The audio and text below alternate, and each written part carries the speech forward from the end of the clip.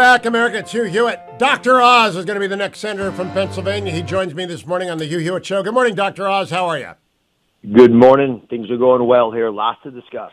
All right. I got a long list. I got to start, though, with a caller from yesterday. I was talking about you being on. And he's angry that you kept your dual citizenship and that you served in the Turkish army. I looked it up. I've seen your answer. You're going to surrender your dual citizenship. You served in the Turkish army in order to keep your Turkish citizenship to be able to take care of your mom in Turkey. Why is that still an issue, Dr. Oz? It's asked and answered. I tell you, it's raised by Democratic opponents. These are, clearly attacks that are designed to undermine confidence in my ability to serve. But there's no issue here. I think I can love my mom and love my country as well. Turkey was a NATO country when I was a young man. We got permission for me to serve so that I could be able to visit my family. You can't even go back in those days to the country if you didn't serve. And like a lot of countries, there's mandatory service. But I'm proud of what I've done in my life. I'm a product of the American dream. My father was born on a dirt floor in Turkey and educated on scholarship. And America very wisely said, we need people from other countries who've been educated, recruited my dad to come here. And my dad knew the deal was simple. You work your tail off, serve your fellow American, you'll be an American. And he succeeded, and thanks to his being embraced by America, I've had an unbelievable life. And it's one of the reasons I want to run and be the next senator from Pennsylvania is because I think some Americans have forgotten the brilliance of the American dream, the promise that the world has held high because America made it feasible. And I want to make sure that grandeur remains. That is a great answer, a direct answer to a direct question. Now let's ask a much harder one. Why, oh, did you ever leave Ohio? I'm a Buckeye, and you went from Ohio to Pennsylvania. I just don't buy that. My father was training in Ohio, so I only lived in Ohio for a few days. We went right from the hospital to the airport. I grew up just south of Philadelphia, but I ended up going to med school at Penn and business school in Philly as well at Wharton, and it really changed my life. Living in Philadelphia, which at the time was it's a good time for the city. It was safe. I could ride my bike to the hospital. Now you can't do that. Philadelphia has the highest homicide rate it's ever had, highest of any major city, and it's all because of decisions made by radical left prosecutors and the lieutenant governor who I'm running against, who's taken a very firm stance in support of criminals over their victims. And it's sort of stunning to me. You're going to release 1/3 of all prisoners from jails. You don't believe in life sentences, no matter what you did. You have the passionate desire to legalize all drugs. In Philadelphia right now, we have the largest open-air drug market in the country. People like zombies wandering around, destroying city blocks, criminal activities rampant. The police have been undermined completely. They're demoralized. No one wants to sign up. You don't have enough. I was endorsed by the Fraternal Order of Police recently. It was unanimous. They were so angry about my opponent and his weak on crime, soft on crime positions that have destroyed parts of the Commonwealth. And this is the kind of move that the Democratic Party, the far left part of it, I don't think the average Democrat in any way endorses this. But the radical elements of the Democratic Party who have hijacked that party are taking us down this road to lawlessness, and we have to turn that around.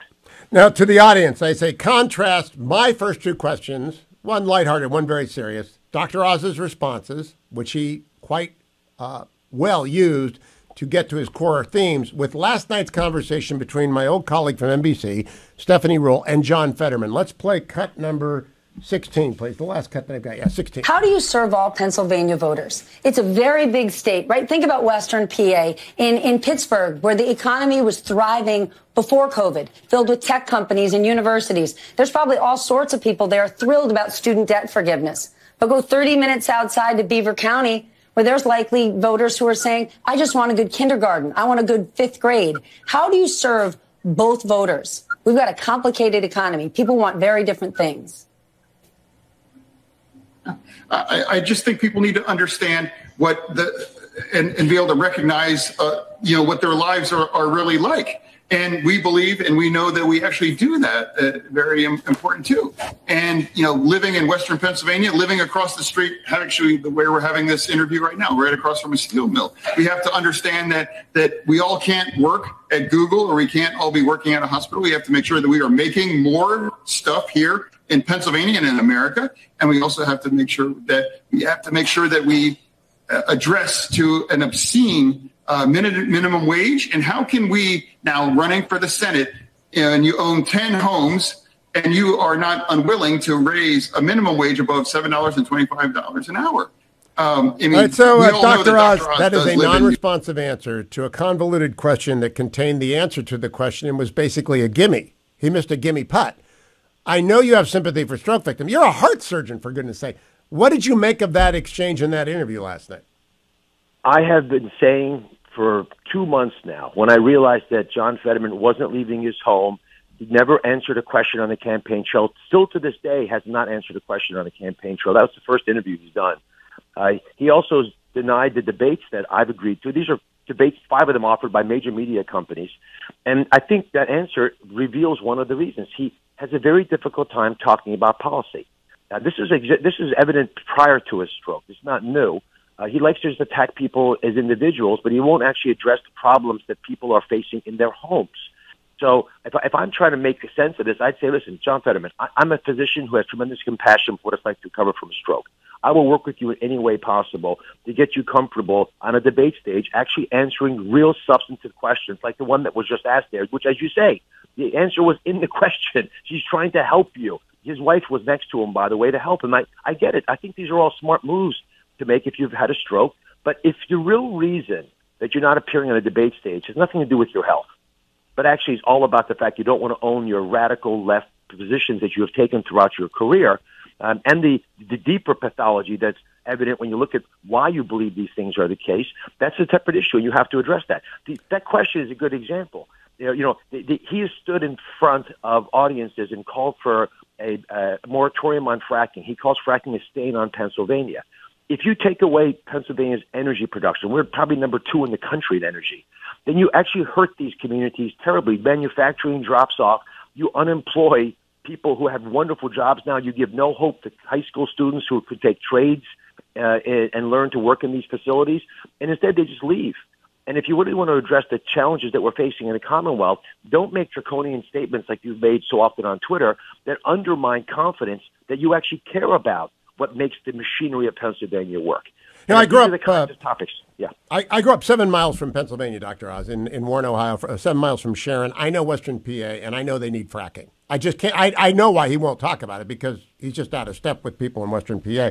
Let me go back to. I want to make this offer as well.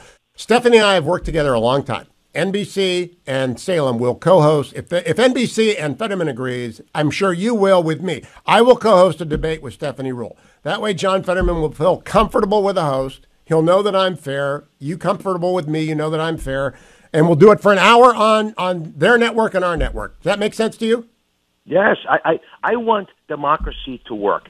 For democracy to function, voters have to hear their candidates, and they have to understand the motivation behind those candidates' positions and actually be clear on how they defend them. Listen, I have strong beliefs in family values that drive many of my core decisions. I want to explain that to an audience. I'm sure John Fetterman has equal positions on the other side. Have him defend his positions on fracking or crime, or the fact he wants to open border with sanctuary cities, or the fact he wants to abolish private health care. Things he said, by the way, because Bernie Sanders is, they've endorsed each other and call each other the 2 most progressive candidates in America. I get it.